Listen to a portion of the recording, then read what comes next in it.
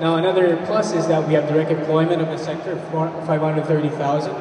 And however, the addition to the industry by 2016 should be 900,000, and this is the deficit that we're trying to fill in. Projected revenues of 25 billion.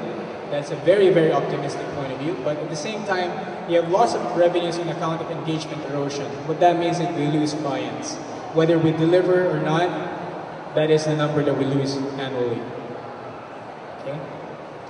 That being said, I'd like to take some time to just introduce the company and how we are also involved in this particular industry.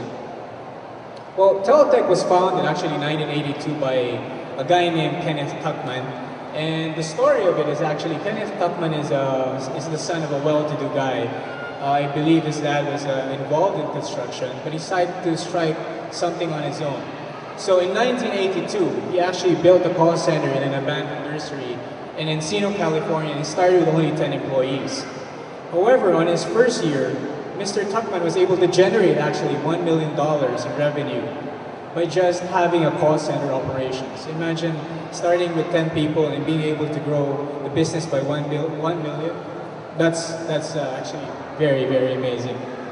Now, Teletech at this point is involved in global business outsourcing, and we have customer enterprise solutions. So what do we mean by customer enterprise solutions? Teletech is not only servicing customers at this point.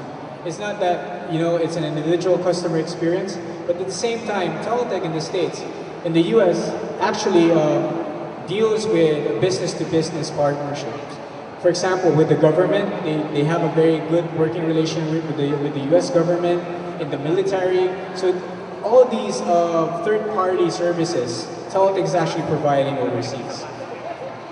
Today, Teletech also serves 3.5 million customer interactions across 85 countries. And some of these countries you can actually see listed down below. Globally, we have 44,000 employees. And if we look at what industries they service, technically it's almost all the important services that we have.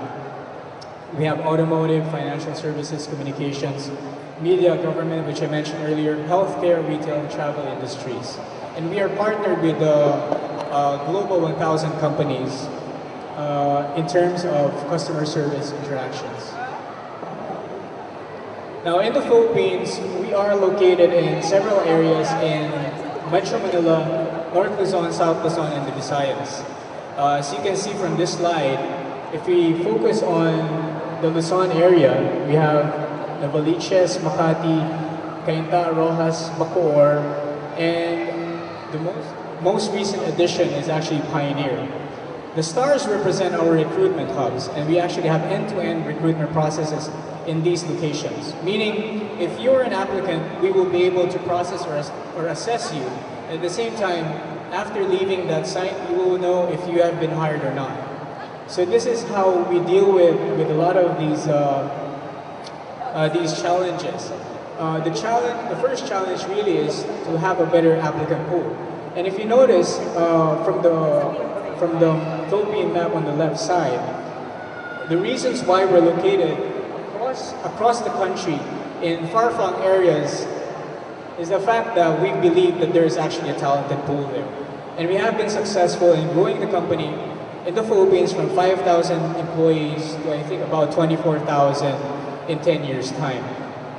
Another reason being for putting up these sites is that we wanted to be closer to our talent pool. Meaning our employees don't have to commute long distances just to come to work. It works for them because they're closer to their families, we don't need to uproot them, and there essentially is a lot of development happening in these locations because once the local government also becomes involved, they would also try to expedite a lot of these, let's say, educational literacy programs happening in these areas.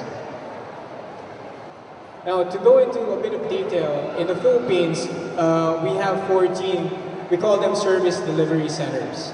And we've employed, and we occupy actually more than 100,000 square meters of leased space. Meaning, in Teletech, although we build our facilities, we do rent them for a certain period of time.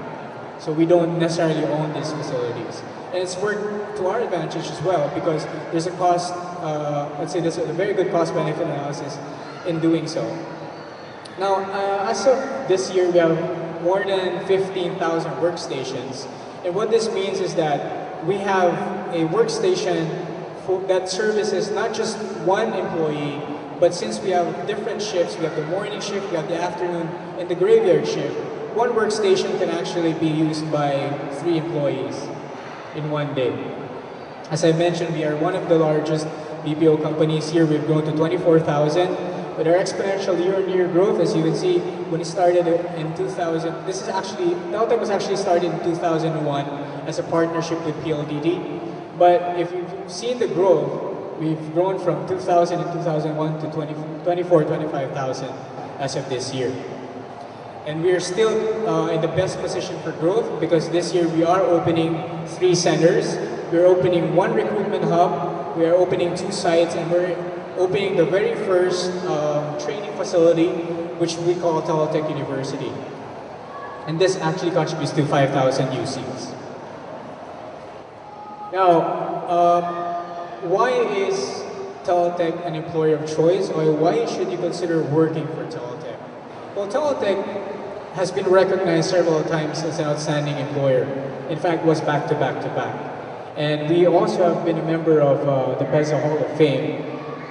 Gathering all of these awards in a short amount of time only goes to prove that aside from our developmental programs inside the company, we do have very good retention programs. And if you're interested, I could give you a tour of the site. Just let me know. After this, maybe I can give my number to you guys so that you can we can both coordinate and we can actually tour you to the site, and it's quite an amazing experience. So in addition to that, if you notice, 97% of our staff is actually college educated, meaning 97% of our workforce has actually finished college.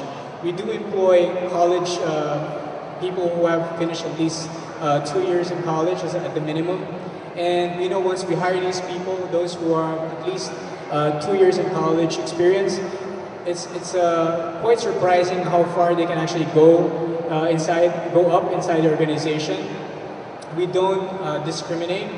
As you may have noticed, like myself, I wear earrings, and in our industry, we do not discriminate against people who are members of the third sex, who have tattoos. What counts is what you can contribute to the organization.